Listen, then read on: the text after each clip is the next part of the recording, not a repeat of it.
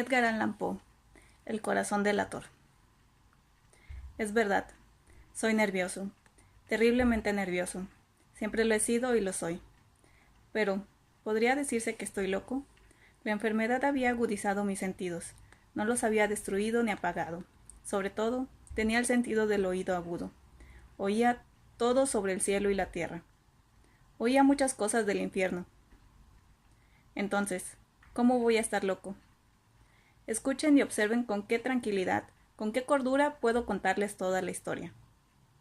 Me resulta imposible decir cómo surgió en mi cabeza esa idea por primera vez. Pero, una vez concebida, me persiguió día y noche. No perseguía ningún fin, no había pasión. Yo había querido mucho al viejo. Nunca me había hecho nada malo, nunca me había insultado, no deseaba su oro. Creo que fue su ojo. Sí, eso fue. Tenía un ojo semejante al de un buitre. Era un ojo de un color azul pálido, con una fina película delante. Cada vez que posaba ese ojo en mí, se me enfriaba la sangre, y así, muy gradualmente, fui decidiendo quitarle la vida al viejo y quitarme así de encima ese ojo para siempre. Pues bien, así fue. Usted creerá que estoy loco. Los locos no saben nada. Pero debería haberme visto. Debería usted haber visto con qué sabiduría procedí, con qué cuidado, con qué previsión, con qué disimulo me puse a trabajar. Nunca había sido tan amable con el viejo como la semana antes de matarlo, y cada noche, cerca de medianoche, yo hacía girar el picaporte de su puerta y la abría, con mucho cuidado. Y después, cuando la había abierto lo suficiente para pasar la cabeza, levantaba una linterna cerrada, completamente cerrada, de modo que no se viera ninguna luz, y tras ella pasaba la cabeza. ¿Cómo se habría reído usted si hubiera visto con qué astucia pasaba la cabeza? La movía muy despacio, muy lentamente, para no molestar el sueño del viejo. Me llevaba 1 hora meter toda la cabeza por esa abertura hasta donde podía verlo dormir sobre su cama. ¡Ja! ¿Podría un loco actuar con tanta prudencia? Y luego, cuando mi cabeza estaba bien dentro de la habitación, abría la linterna con cautela, con mucho cuidado, porque las bisagras hacían mucho ruido, hasta que un solo rayo de luz cayera sobre el ojo de buitre. Hice todo esto durante 7 largas noches, cada noche cerca de las 12, pero siempre encontraba el ojo cerrado, y era imposible hacer el trabajo, ya que no era el viejo quien me irritaba, sino su ojo. Y cada mañana, cuando amanecía, iba con miedo a su habitación y le hablaba resueltamente, llamándole por su nombre con voz cordial y preguntándole cómo había pasado la noche. Por tanto, verá usted que tendría que haber sido un viejo muy astuto para sospechar que cada noche a las 12 yo iba a mirarlo mientras dormía. La 8ª noche fui más cuidadoso cuando abrí la puerta. El minutero de un reloj de pulsera se mueve más rápido de lo que se movía mi mano. Nunca antes había sentido el alcance de mi fuerza, de mi sagacidad. Casi no podía contener mis sentimientos de triunfo, al pensar que estaba abriendo la puerta poco a poco. Y él ni soñaba con el secreto de mis acciones e ideas. Me reí entre dientes ante esa idea. Y tal vez me oyó porque se movió en la cama, de repente, como sobresaltado. Pensará usted que retrocedí, pero no fue así. Su habitación estaba tan negra como la noche más cerrada, ya que él cerraba las persianas por miedo a que entraran ladrones. Entonces, sabía que no me vería abrir la puerta, y seguía empujando suavemente, suavemente. Ya había introducido la cabeza y estaba para abrir la linterna, cuando mi pulgar resbaló con el cierre metálico y el viejo se incorporó en la cama, gritando: «¿Quién anda ahí?». Me quedé quieto y no dije nada, durante 1 hora entera. No moví ni un músculo y mientras tanto no oí que volviera a acostarse en la cama. Aún estaba sentado, escuchando, como había hecho yo mismo noche tras noche, escuchando los relojes de la muerte en la pared. Oí de pronto un quejido y supe que era el quejido del terror mortal. No era un quejido de dolor o tristeza. No, era el sonido ahogado que brota del fondo del alma cuando el espanto la sobrecoge. Yo conocía perfectamente ese sonido. Muchas veces, justo a medianoche, cuando todo el mundo dormía, surgió de mi pecho, profundizando con su temible eco los terrores que me enloquecían. Digo que lo conocía bien, sabía lo que el viejo sentía y sentí lástima por él, aunque me reía en el fondo de mi corazón. Sabía que él había estado despierto desde el primer débil sonido, cuando se había vuelto en la cama. Sus miedos habían crecido desde entonces. Había estado intentando imaginar que aquel ruido era inofensivo, pero no podía. Se había estado diciendo a sí mismo: no es más que el viento en la chimenea. No es más que un ratón que camina sobre el suelo. O, no es más que un grillo que chirrió una sola vez. Sí, había tratado de convencerse de estas suposiciones, pero era en vano. Todo en vano, ya que la muerte, al acercársele, se había deslizado furtiva y envolvía a su víctima. Y era la fúnebre influencia de aquella imperceptible sombra la que le movía a sentir, aunque no veía ni oía, a sentir la presencia dentro de la habitación. Tuve que esperar mucho tiempo, muy pacientemente, sin oír que se acostara. Decidí abrir un poco, muy poco, una ranura en la linterna.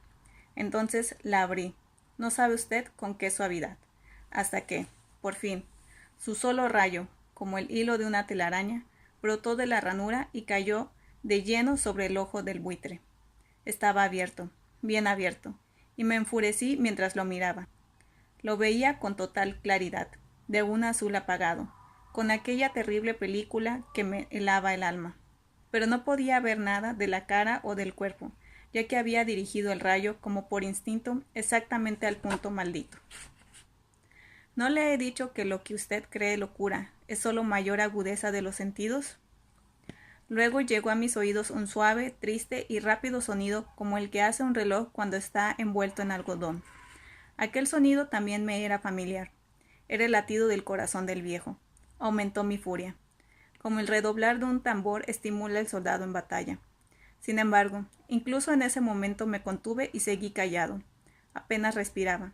Mantuve la linterna inmóvil. Intenté mantener con toda firmeza la luz sobre el ojo. Mientras tanto, el infernal latido del corazón iba en aumento. Crecía cada vez más rápido y más fuerte a cada instante. El terror del viejo debe haber sido espantoso. Era cada vez más fuerte, más fuerte. ¿Me entiende? Le he dicho que soy nervioso y así es.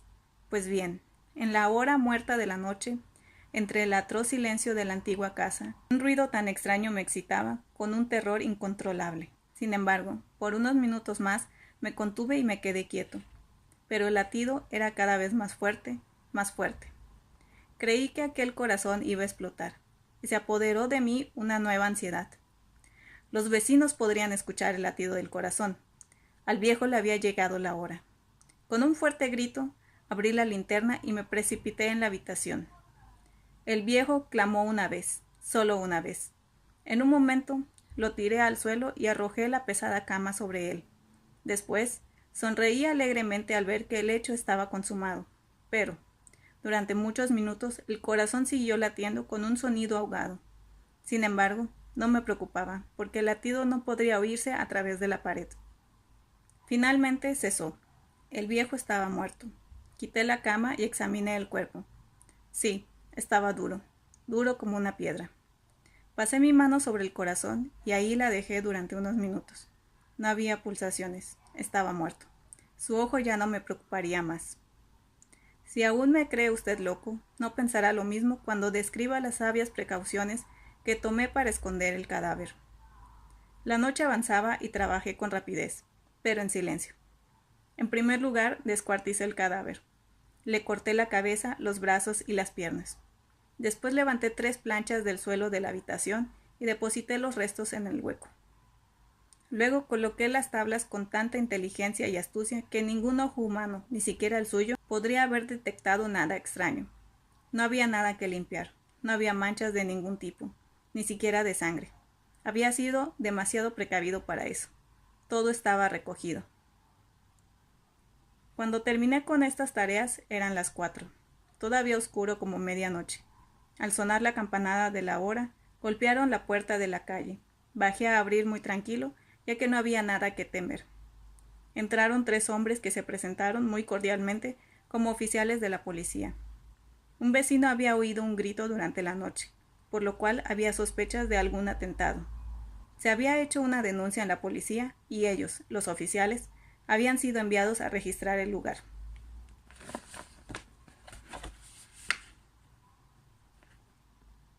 Sonreí ya que no había nada que temer. Di la bienvenida a los caballeros. Dije que el alarido había sido producido por mí durante un sueño. Dije que el viejo estaba fuera, en el campo. Llevé a los visitantes por toda la casa. Les dije que registraran bien. Por fin los llevé a su habitación. Les enseñé sus tesoros, seguros e intactos. En el entusiasmo de mi confianza, llevé sillas al cuarto y les dije que descansaran ahí mientras yo, con la salvaje audacia que me daba mi triunfo perfecto, colocaba mi silla sobre el mismo lugar donde reposaba el cadáver de la víctima. Los oficiales se mostraron satisfechos. Mi forma de proceder los había convencido. Yo me sentía especialmente cómodo. Se sentaron y hablaron de cosas comunes mientras yo les contestaba muy animado. Pero, de repente, empecé a sentir que me ponía pálido y deseé que se fueran.